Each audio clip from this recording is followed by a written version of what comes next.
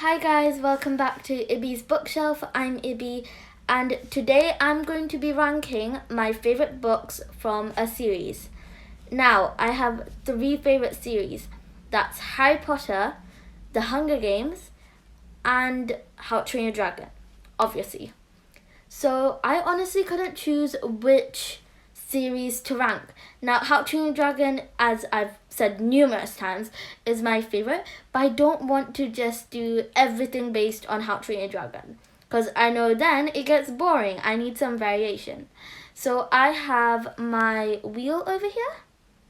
You can't see it very clearly, but with my wheel, I'm going to press, and then it's going to choose any of those 3 randomly. So if it gets How to Train Your Dragon, no one can blame me. And this is my wheel. I'm going to press here.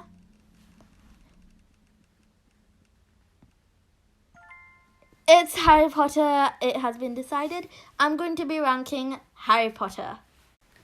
Okay, so I'm going to rank the Harry Potter books. So I'm going to go from worst to the best. You always save the best for last. So first off is ThePhilosophers Stone. I don't think any of the books in Harry Potter are bad. No, I love all the books, but if I have to be realistic and actually choose a worst, it would have to be this book. I just feel like compared to the other books, it's not as interesting, not as many things going on. It's like an essay. The introduction, it's very short. It just gives you an idea of like what's going to happen. It doesn't really have that much information. It has some key points, but I don't think it highlights anything too important to happen. Not like how the other books do. So my least favorite is ThePhilosophers Stone. I feel like this is the same thing for most people. I think most people would choose it to be the worst out of the series. It's not a bad book, but out of the series. Second is Chamber of Secrets for pretty much the same reasons. Now, I love Chamber of Secrets, but I don't think, again, it's all that important. It's just highlighting some stuff. It does have some key information and things, but it's not as interesting as the other books.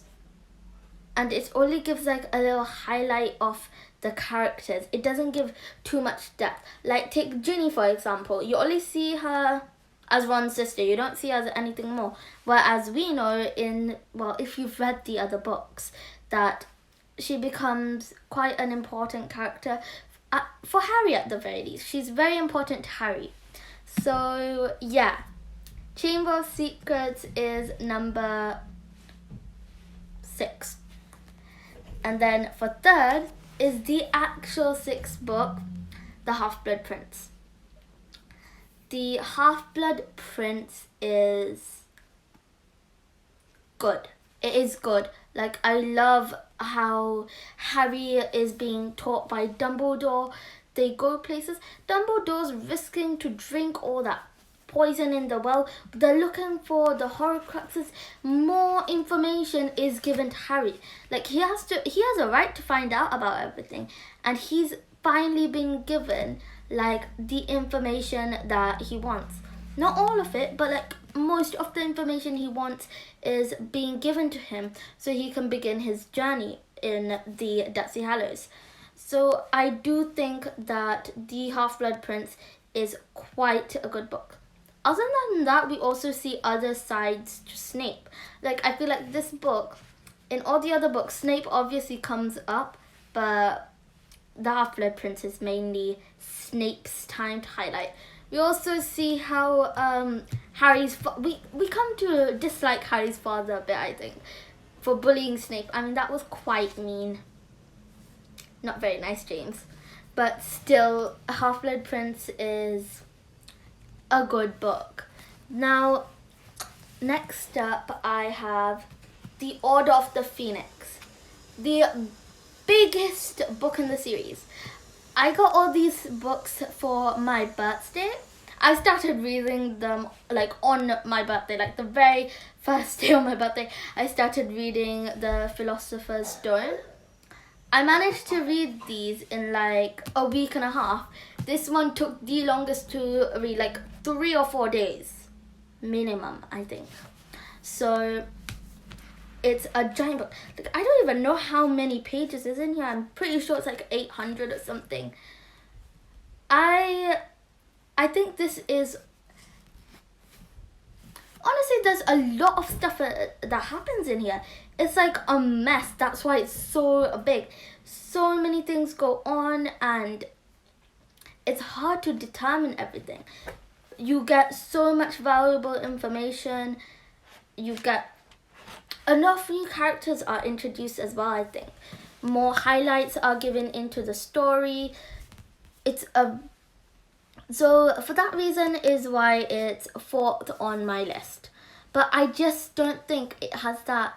Long books are good, I think, but short books with a bigger impact that make you feel more, they're even better. They're short, but I think they're better than long books. So next, 3rd. So we're in the top 3 now. Prisoner of Azkaban. That was like no doubt. I loved Prisoner of Azkaban. I loved Remus. I love Sirius. I love that Harry finally gets his spell correct, and it's the exact same as his father's. I just love that vibe. Prisoner of Azkaban, there was so much emotional trials for Harry. He has to overcome trauma, has to come over so many things. He discovers more about his father though. I loved this book. Absolutely loved it. That's why it's my 3rd book. It was a very interesting. It definitely made me feel. So that's why it ranks into my top 2. Now for my 2nd, there are only 2 books left. Try to see which one I'm going to get first. It's Deathly Hallows. Now, most people actually say that Deathly Hallows would be the number 1 book. It's the ending. It's the absolute finish off. It's the best, the most part. But no, for me, it's actually number 2. It gives me an ending. It gives me a lot of closure, I think. The end of the series, all my answers have been answered.